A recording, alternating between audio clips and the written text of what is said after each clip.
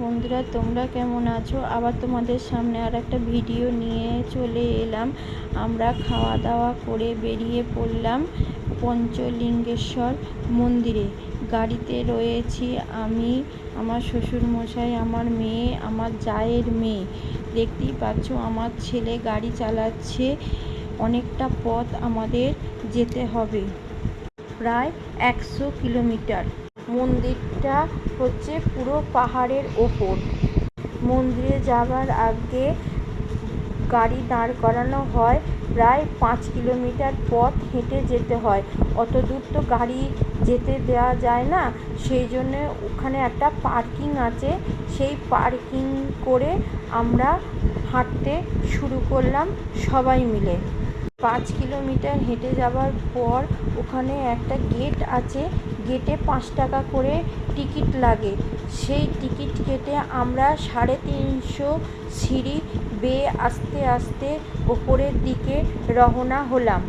ওখানে একটা গুহা আছে, ওখানে 5খানা শিব আছে, তার মধ্যে একটা বড়, বাদবাকি সব ছোট।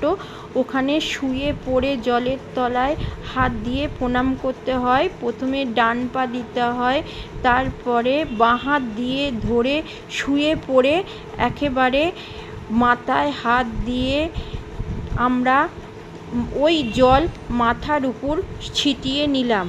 আমরা ওখান থেকে বেরিয়ে পড়ে আবার রওনা দিলাম একটা জগন্নাথ মন্দিরে। ওখানে জগন্নাথ মন্দির আছে, আর আছে মা লক্ষ্মী মন্দির। মন্দিরটা এত সুন্দর তোমাদের বলে বোঝাতে পারবো না। ওখানে প্রণাম করে আবার বেরিয়ে পড়লাম প্রায় 7-8 কিলোমিটার দূরে। ওখানেও একটা জগন্নাথ মন্দির আছে। ওই জগন্নাথ মন্দিরে আমরা রওনা দিলাম। সেখানে অনেকগুলো ঠাকুর আছে, সেখানে আমরা প্রণাম করলাম। প্রণাম করে আমরা আবার আস্তে আস্তে বাড়ির দিকে রওনা হলাম। জায়গাটা এত সুন্দর, এত ভালো লেগেছে তোমাদের বলে বোঝাতে পারবো না। তোমরা পারলে এই মন্দির, এই শিব পারলে দর্শন করে এসো একবার হলেও। ওই মন্দিরে যাওয়ার পথে প্রচুর দোকান আছে পুজো দেওয়ার জন্য। ফুল, মালা, বেলপাতা, সমস্ত ডালা পাওয়া যাচ্ছে এবং প্রসাদেরও ডালা পাওয়া যাচ্ছে। ওখান থেকে আমরা কিছু কেনাকাটি করলাম। কেনাকাটি করে আমরা বেরিয়ে পড়লাম। ওখানে আমরা খেলাম দই লস্যি। পঞ্চলিঙ্গ মন্দিরটা সন্ধে 5:30টায় বন্ধ হয়ে যায়। তার আগে সবাইকে দর্শন করতে হয় 5টা থেকে 5:30টার মধ্যে। ওখানে যদি কেউ পৌঁছাতে না পারে মন্দির বন্ধ হয়ে যায়। সকাল 5টা থেকে 12টা পর্যন্ত খোলা থাকে, তারপর আবার বন্ধ হয়ে যায়। জায়গাটা খুবই সুন্দর, আমার তো খুব ভালো লেগেছে।